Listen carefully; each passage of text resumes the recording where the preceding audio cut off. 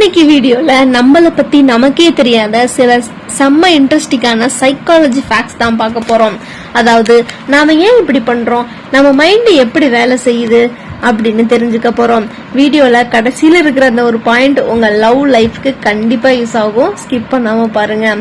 First one பாத்தீங்கன்னா, பாட்டு மைண்டுக்குள்ளே ஓடிட்டு இருக்கா, அது ஏர் பாம் எஃபெக்ட். நம்மள பல பேருக்கு இந்த அனுபவம் இருக்கும். காலையில குளிக்கும் போது ஏதோ ஒரு மொக்க பாட்டை கேட்டிருப்போம். ஆனா அன்னைக்கு முழுக்க ஆபீஸ்லயோ இல்ல காலேஜ்லயோ அந்த பாட்டு மண்டைக்குள்ளேயே ஓடிட்டே இருக்கும்.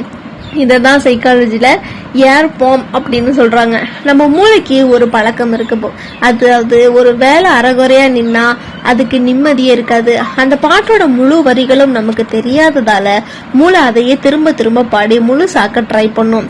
இதை நிறுத்துறதுக்கு ஒரு ட்ரிக் என்னன்னா, அந்த பாட்டோட கடைசி வரிய மட்டும் போய் கேட்டு முடிச்சிடுங்க. இல்லனா ஒரு சுவிங்கம் வாயில போட்டு மெல்லுங்க, பாட்டு ஓடுறது நின்றும். ட்ரை பண்ணி பாருங்க.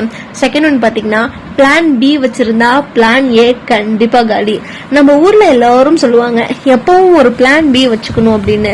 ஆனா சைக்காலஜி என்ன சொல்லுது தெரியுமா? நீங்க ஒரு முக்கியமான வேலை செய்யும் போது இது ஒர்க் அவுட் ஆகலைன்னா இன்னொன்னு பண்ணலாம்னு பிளான் பி வச்சிருந்தீங்கன்னா உங்களோட முதல் பிளான் ஜெயிக்கிறதுக்கான வாய்ப்பு ரொம்ப குறைவாம். ஏன்னா நம்ம மூளை ரொம்ப உஷார், அதுக்கு கஷ்டப்படுறது பிடிக்கவே பிடிக்காது. ஒரு பேக்கப் இருக்குன்னு தெரிஞ்சா முதல் வேலைக்கு முழு எஃபோர்ட் போடாது.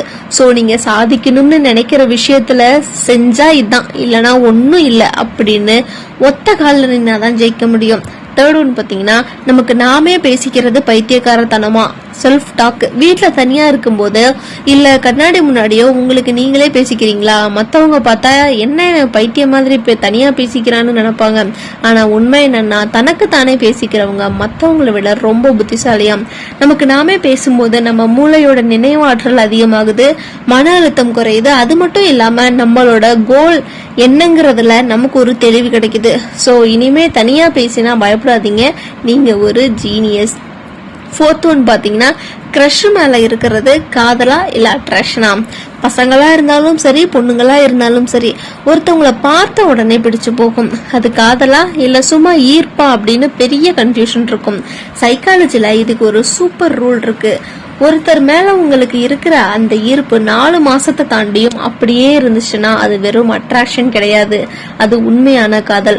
ஆனா 4 மாசத்துக்குள்ளேயே அடப்போப்பா இவங்களை விட பெட்டரா வேற ஆள் இருப்பாங்கன்னு மைண்ட் மாறினா அது சும்மா வந்துட்டு போற காற்று, அவ்வளவுதான். இந்த 4 உளவியல் உண்மைகள்ல உங்களுக்கு எது ரொம்ப பிடிச்சிருந்துச்சு, எது ரொம்ப பொருத்தமா இருந்துச்சுன்னு கமெண்ட்ல சொல்லுங்க.